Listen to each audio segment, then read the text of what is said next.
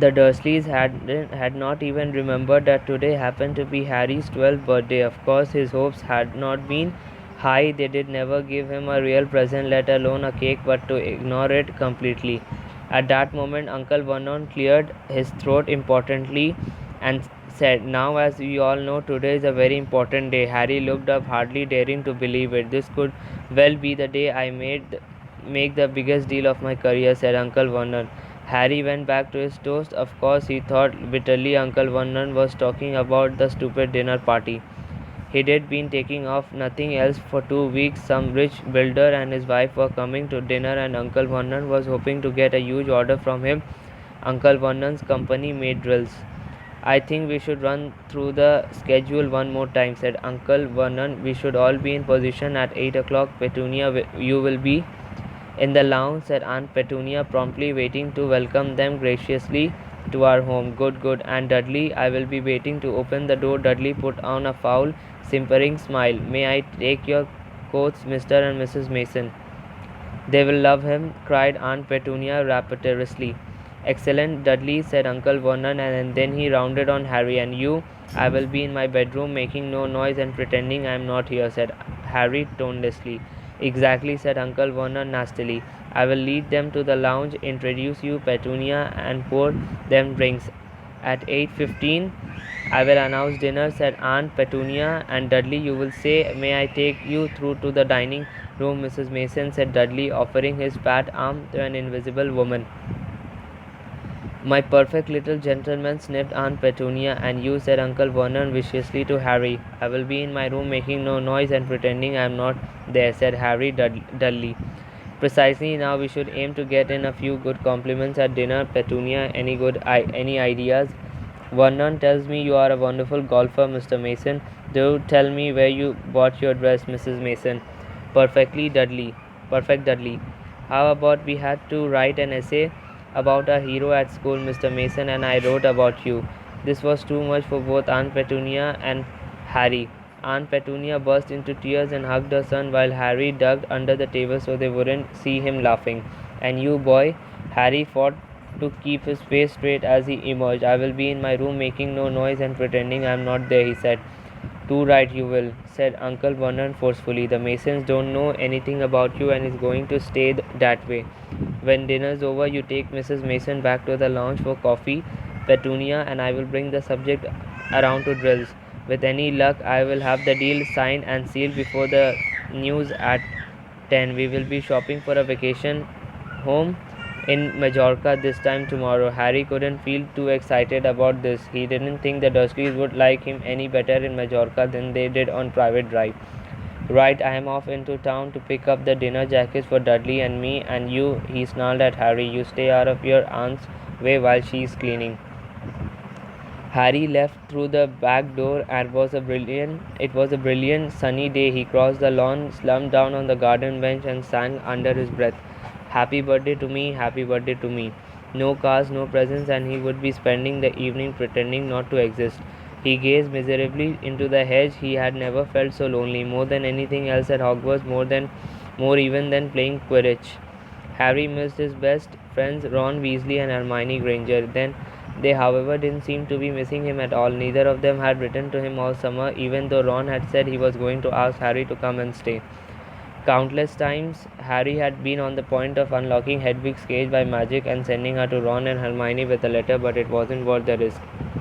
Underage wizards weren't allowed to use magic outside of school. Harry hadn't told the Dursleys this.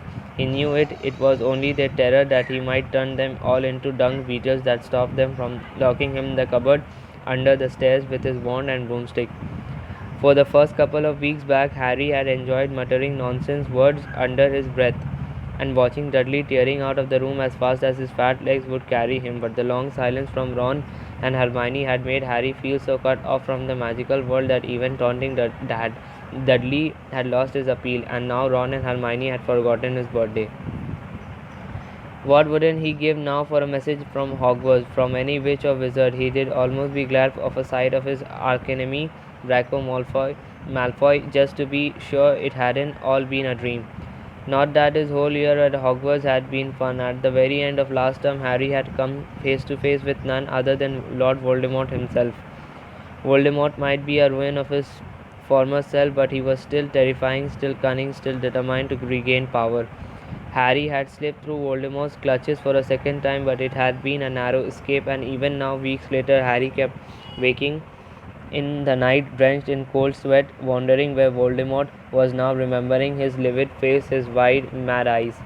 Harry suddenly sat bolt upright on the garden bench. He had been staring absent mindedly into the hedge, and the hedge was staring back. Two enormous green eyes had appeared among the leaves. Harry jumped to his feet just as a jeering voice floated across the lawn. "I know what day it is," sang Dudley, waddling towards him. The huge eyes blinked and vanished. "What?" said Harry, not taking his eyes off the spot where they had been. "I know what day it is," Dudley repeated, coming right up to him. "Well done," said Harry. So you have finally learned the days of the week." "Today's your birthday," sneered Dudley. "How come you haven't got any cars? Haven't you even got friends at that freak place? Better not let your mom hear you talking about my school," said Harry coolly. Dudley hitched up his trousers, which was slipping down his fat bottom. "Why are you staring at the hedge?" he said suspiciously. "I am trying to decide what would be the best spell to set it on fire," said Harry. Dudley stumbled backward at once, a look of panic on his fat face. "You can't. Dad told you are not to do magic. He said he will chuck you out of the house, and you haven't got anywhere else to go. You haven't got any friends to take you." "Jiggery pokery," said Harry in a fierce voice. "Hocus pocus, swiggly wiggly." "Mum!" howled Dudley, tripping over his feet as he dashed back towards the house. "Mum, he's doing, you know what?" Harry paid dearly for his moment of fun, as neither Dudley nor the hedge was in any way hurt. Aunt Petunia knew he hadn't really done magic, but he still had to duck as she aimed a heavy blow at his head with the soapy frying pan. Then she gave him work to do with the promise he wouldn't eat again until he did finish. While Dudley lolled around watching and eating ice cream, Harry cleaned the windows, washed the car, mowed the lawn, trimmed the flower beds, pruned and watered the roses, and repainted the garden bench. The sun blazed overhead, burning the black back of his neck. Harry knew he shouldn't have risen to Dudley's bait, but Dudley had said the very thing Harry had been thinking himself. Maybe he didn't have any friends at Hogwarts. Wish they could see famous Harry Potter now, he thought savagely as he spread manure on the flower beds, his back aching, sweat running down his face.